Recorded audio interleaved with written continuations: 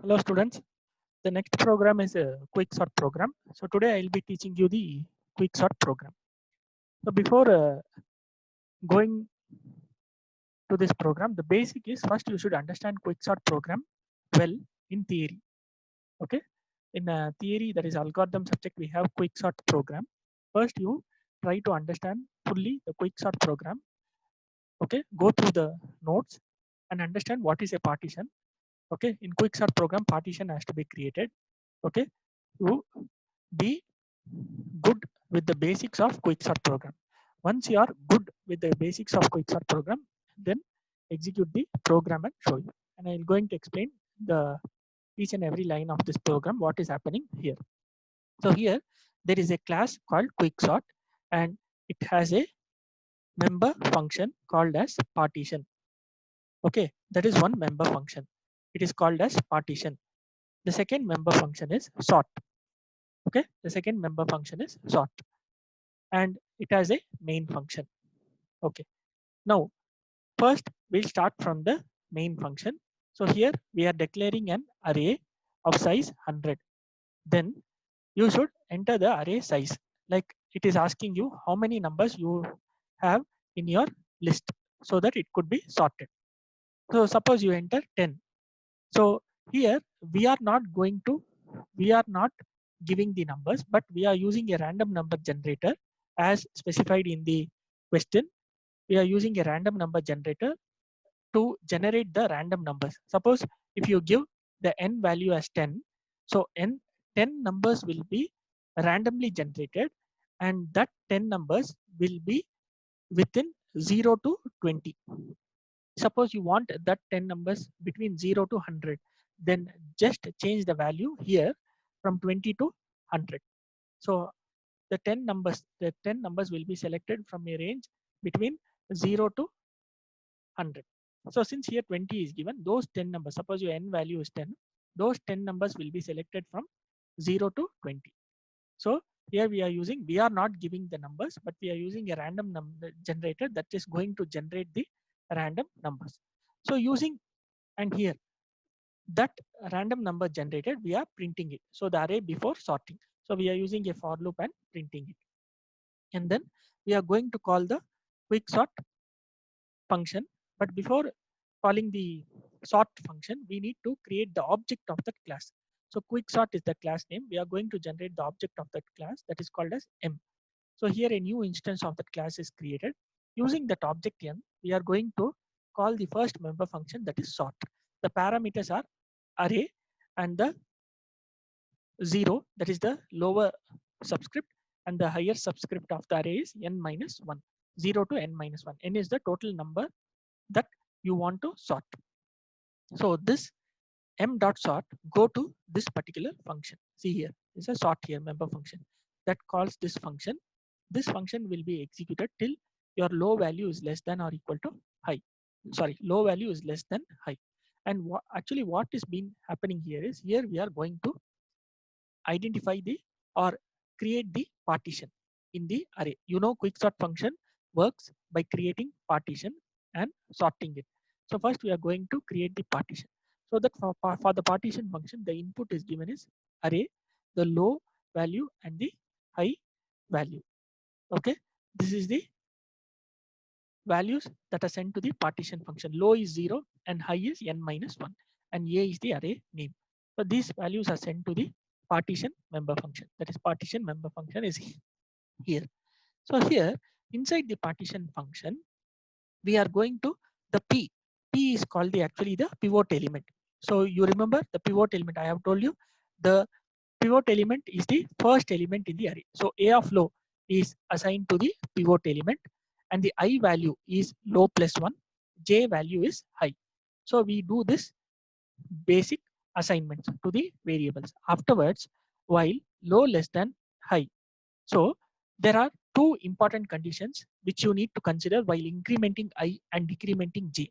So I has to be incremented when the array value, that is A of I, is less than the pivot element and also the I value is less than the high subscript.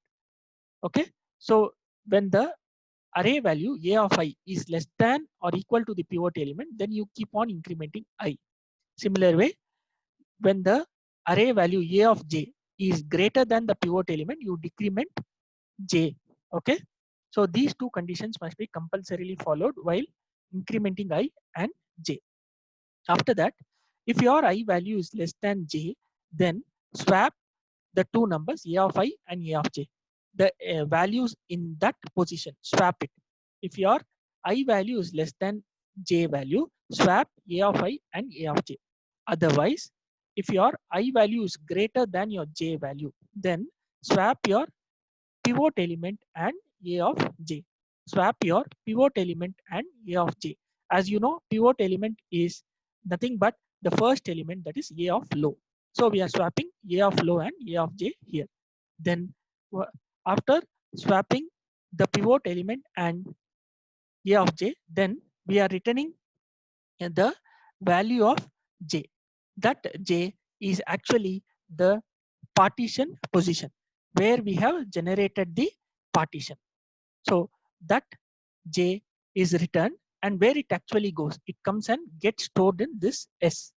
So that is where is the partition. So after the partition is being created, the left hand side of the array is a low to s minus 1, and the right hand side of the array is a s plus 1 high. Similar way, again you're calling the sorting function for the left hand side of the array and the right hand side of the array.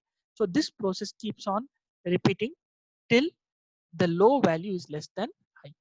So after that, by the end, you will get a sorted array.